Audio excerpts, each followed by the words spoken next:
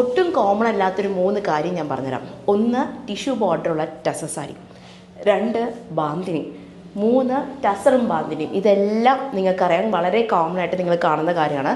ടസറിൽ tissue border എന്ന് പറഞ്ഞു കഴിഞ്ഞാൽ എല്ലാ വകയിലും നമുക്ക് എപ്പോഴും ഉണ്ടാവും.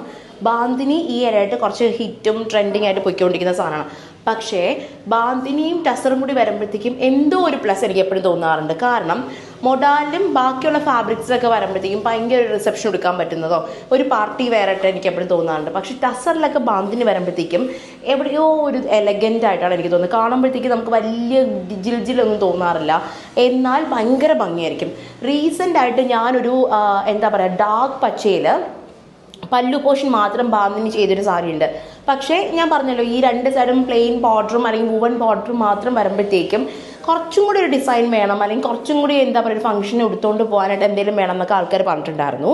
അത് മനസ്സിൽ വെച്ചുകൊണ്ട് തന്നെയും ഈ പ്രാവശ്യം വന്നേക്കുന്നത് നമ്മുടെ ടസർ എന്ന് പറയുമ്പോഴത്തേക്കും ഫുൾ ഓൺ നമുക്ക് പാറ്റേൺ വൈസ് ബാന്തിനി വന്നിട്ടുണ്ട്. ഫുൾ നമുക്ക് ബാന്തിനി ബൂട്ടാസ് അല്ല ഞാൻ ഈ പറയുന്നത്, ചെറിയ ചെറിയ പാറ്റേൺസ് പോലെ കണ്ടോ.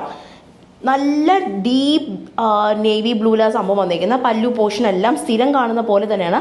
ഞാൻ പറഞ്ഞല്ലോ കാണാത്തതായിട്ട് ഇതിനകത്തൊന്നുമില്ല. പാറ്റേൺ ആയിട്ട് നമുക്ക് ബാന്തിനി കാര്യങ്ങളൊക്കെ വന്നപ്പോഴത്തേക്ക് എന്തോ ഒരു ഭംഗി സാരിക്കുണ്ട്. അപ്പോൾ റേറ്റും കാര്യങ്ങളെല്ലാം ഡിസ്ക്രിപ്ഷൻ ഉണ്ടാവും, പെട്ടെന്ന്